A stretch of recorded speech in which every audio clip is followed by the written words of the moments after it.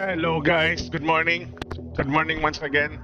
Ito, panoorin natin guys sa sariwang balita. Kakapasok lang na balita guys. Naalala nyo ba yung si famous Russian vlogger na si, ano ba pangalan nun? Si Zelensky. Anyways, panoorin natin guys. Nahuli na siya at ayun, ihaharap na siya sa media ni Justice Secretary John-Vic Remulla guys. So let's watch this guys. Eto na. Kakapasok lang na balita. Panoorin natin guys. Ayan na. Ito yung kupal na vlogger mo guys na nanggulo dito sa mga kababayan natin sa Manila. Binastos, yung guard. Grabe yung pinagagawa nito guys. Hinahintayin natin guys. Papasok na to. Wait lang tayo. Yan na. Alright, let's go. Ayan na.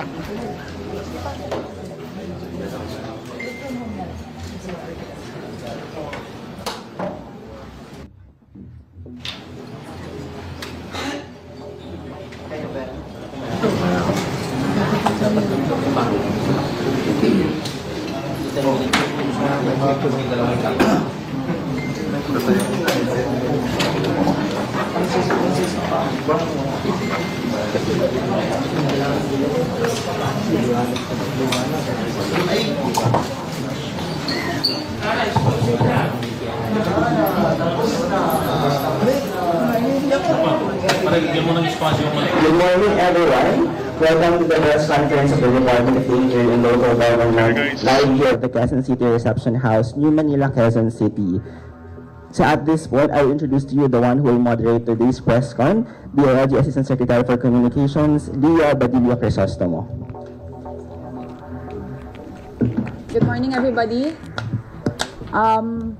We will be having a press conference that will be led by our Honorable Secretary John-Vic Remulla, and then joined by PD General Rogelio Peñones Jr., Acting Deputy Regional Director for Administration of the NCRPO, Police Colonel Marlon Quiñones, Chief of the CIDG NCR, Police Colonel Glenn Lonogan, Deputy District Director for Operations. So let us all welcome Secretary John-Vic Remulla.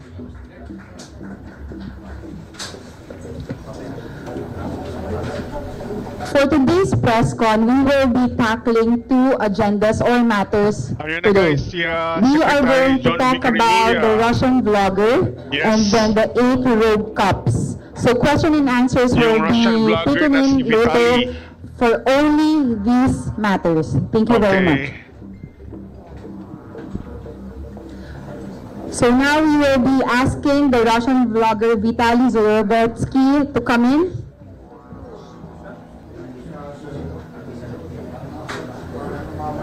Ayan na guys. Ayan na si Vitaly. Pasok, Vitaly.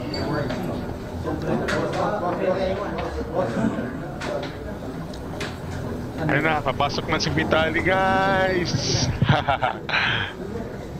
Alright. Ang ka na, Vitaly.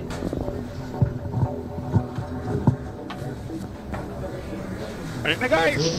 Ayan na si Secretary Vitaly. John-Vic Remulla will now make a statement. Kupal talaga yan, no? Mukha, oh. Bully talaga ba? Magandang umaga po sa inyo lahat. Ito ay tungkol kay Vitaly Zodorovetsky.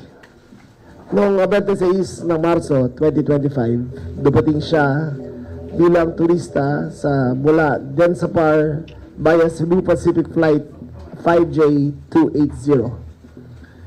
Noong 2 ng Abril ay inisyohan ng Mission Order number 2025 against Vitaly Zodorovetsky, DOB, March 8, 1992, date of birth. Galing sa Bureau of Immigration Main Office. Ang mission order po ay nakalagay na recommended noong 2 ng Abril na may sinasabi na ang sinasabing si Vitaly ay may na-file na police blotter sa PNP Southern Police District ng isang security guard na doon nakabase sa BGC Taguig. Sa parehong araw ng alas 4:30, 4:35, ang Bureau po ay nakipag-coordinate sa CIDG para kunin si Vitali in custody. Pagdating ng CIDG main office, kasama si Vitali, dinala siya sa BI Intelligence Office para mag-conduct ng proper booking procedure and capturing of his mugshot. Pagkatapos nun, yung mga BI agents ay in-escort si Vitali papunta sa Bureau of Immigration Warden's Facility para sa temporary safekeeping. Habang ando doon ay kinundak ng inquest proceedings against him.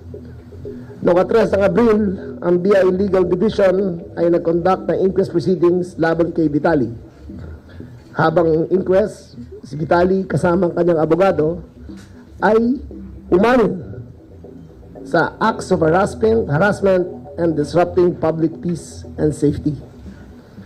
Sa parehong araw, ang BI Legal Division ay hinatulan si Vitali as an undesirable alien. Patay, undesirable alien. Ayon sa police blotter na tinalaga sa Fort Bonifacio Substation 1 noong Abril 1, security guard mapa stated na noong 31 ng Marso, Vitali engaged in multiple disruptive and inappropriate acts, including attempting to kiss and grab him, trying to seize his service firearm, Grabe. taking videos of him without consent, mocking other security guards, and vlogging without a permit in BGC. Also, in Vitali's latest video in BGC, nakita siyang sumasakay ng patrol motorcycle na walang abiso, tinakot at ininsulto ang isang kababaihan na Pilipina, nagnakaw ng ilang bagay katulad ng sombrero ng isang gwardiya, ang electric fan ng isang restaurant, at sumakay ng tricycle at ito'y hinambalos sa isang kalye. Meron pang mga video na pinapakita na hinaharas ang isang Pinoy na instructor sa Boracay yata ito na minumura. Meron siyang pasnaya na magsabi ng fake reviews against a local business at tumalon sa isang gumagalaw na jeepney na napakadelikado. Daming violations. Okay. Ito po ay importante sa amin dahil ang Pilipino po pag nabiyahe at napunta sa ibang bansa ay ginagalang ang kanilang batas. Ang Pilipino po bilang OFW ang most desired sa buong mundo. First one to be hired, last one to be fired. Ang Pilipino po pag nabiyahe ay bihirang-bihira kasuhan at ginagalang natin ang kanilang batas. Ngayon po, may dumating dito na isang Ruso na Amerikano na hinahamak ang ating pagkatao bilang Pilipino. Hinahamak ang ating mga batas. Pinapakita namin dito ngayon ng isang video na pinapakita kung ano ang ginawa ni Vitali dito sa Pilipinas. Like this. Yes. Yun na guys. Everybody, we could all look at the screens and watch the videos that we have collated for you. Thank you. Wala ka lusot ngayon, Vitali.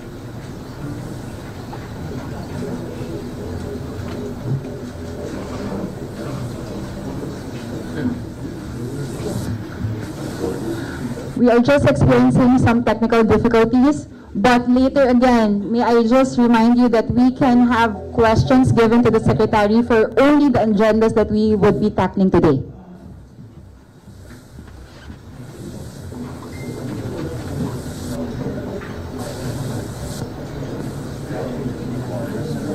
Huwag ka nang pumalag. Huwag ka nang pumalag, Vitali. Kinukupal mo kami, ha? Bago tayo magpatuloy, Labas mo ngayon yung isasad angas ko mo, rin na Vitali. yung 5 facts Ilabas mo ngayon ang angas mo, chinarge Vitali. ay ipapile sa Taguig, di ba? Sa Taguig? Substation? Ipapile na. At baka doon siya ay under custody siya ng Bureau of Immigration as an undesirable alien. Ngayon, mag-uusap pa ang Bureau of Immigration at CIDG ukol sa proseso nito. Pero sa akin paningin, at ito'y akin lamang, hindi ito'y batas yung sabi ko, ay doon muna siya mananatili sa Bureau of Immigration Detention Facility sa Muntinlupa habang siya'y nag-iintay ng paglitis sa kanya rito. Hindi po namin siya i-deport. Mananagot siya sa batas dito sa Pilipinas. Tapos na po ang mga dayuhan na kaya na lang napastangin ang mga Pilipino. Ito'y ehemplo na seryoso tayo Yes. sa sariling bayan natin. Hindi tayo magpapabasa sa kanila. Okay. Papalitan niya.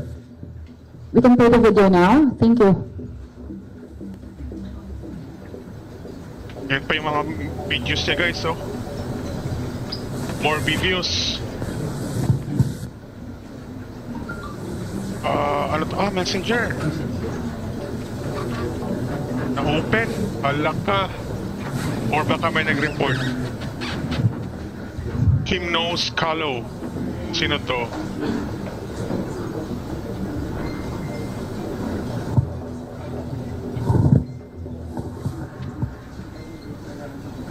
Panoorin natin guys.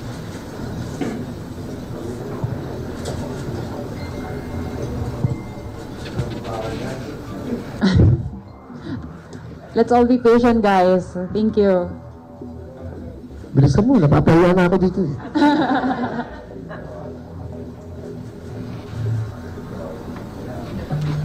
Tagal lang video ah. Excited na kami ah. Ilabas nyo na. Saan ba yun?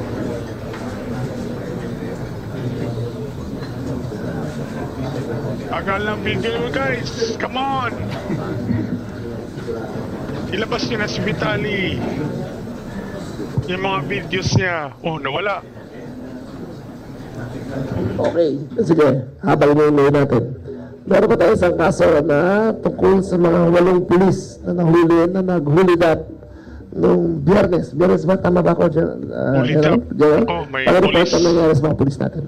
Scalawags.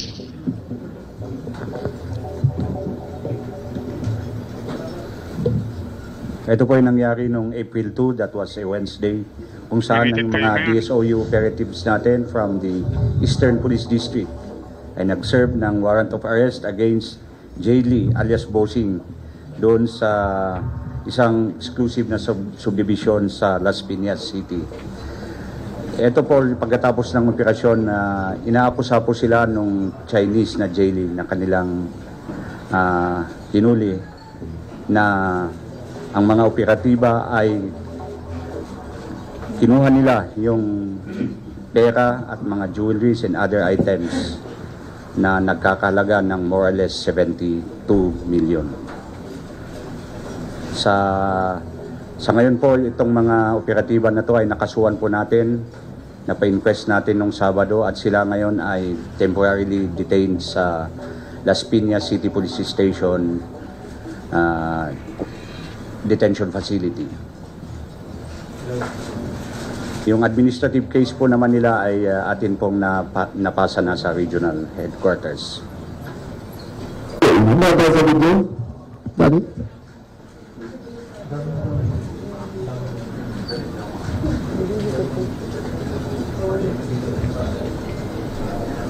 Ayun. O yan.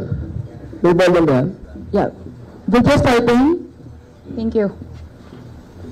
Volume? Ito na guys, sino kaya to? TikTok. Okay. Yan na, ilabas nyo na! Yan na guys. Ayan, nakita ko. Kinuha mo yung motor. Tingnan mo ginawa niyo dito.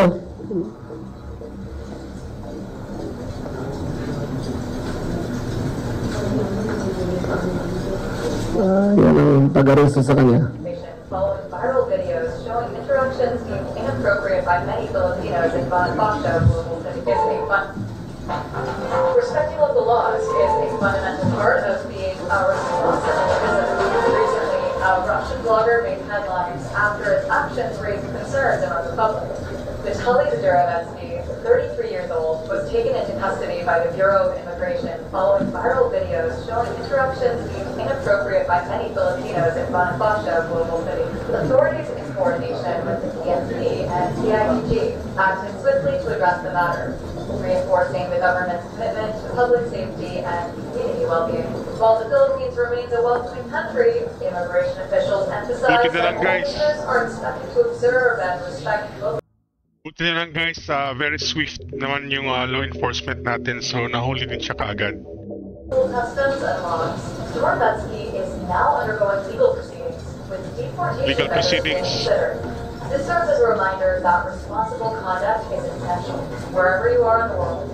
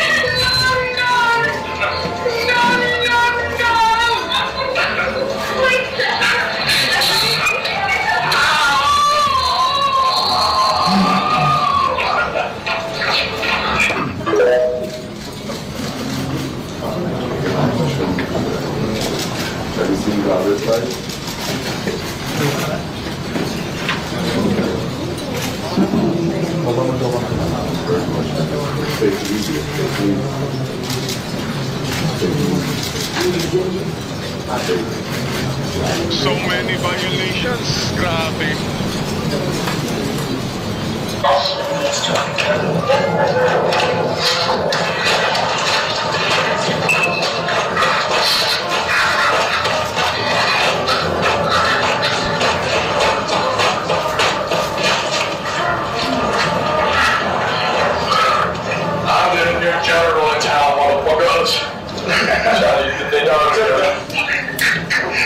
Keep it speed run, jail time. Dami guys. Ano pa meron? Ayun, nakita ko ang mga ilan sa kanyang ng pagkabalo na ginagawa ni Vitaly. Si Vitaly, ano nasa likod ko, ay binubulong pa na sinasabi niya ay fake news daw ito. Yeah. Go get your vaccine. I'm trying to give you money, but alright. Try to be nicer. I'm gonna fucking rob you if you keep walking away. I want to give you money. No, okay. Okay, because you got a COVID mask, you liberal fuck. Go get your vaccine. I'm trying to give you money, but alright. Try to be nicer. You.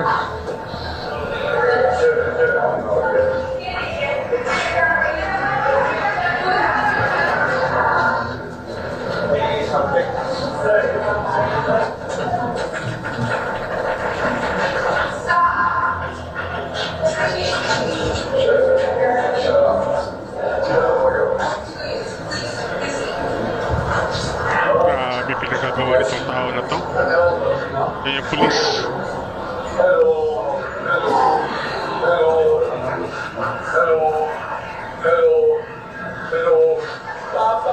Paparazzi, you are best in God.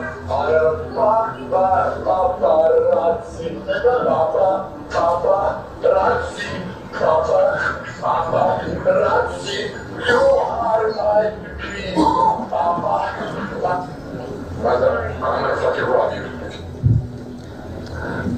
So nakita niyo, lalo ni Vitaly na pinakita sa ating mga kapwa Pilipino. Gusto rin nila na isa na wala pong pang-aapi na gagawin sa kanya. Ilalagay po siya sa regular detention facility ng Bureau of Immigration. Idadaan po sa tamang proseso ang pag-inquest at pag-charge sa kanya. At kung ano ang kinakain ng regular na inmate, ay siya rin kakainin.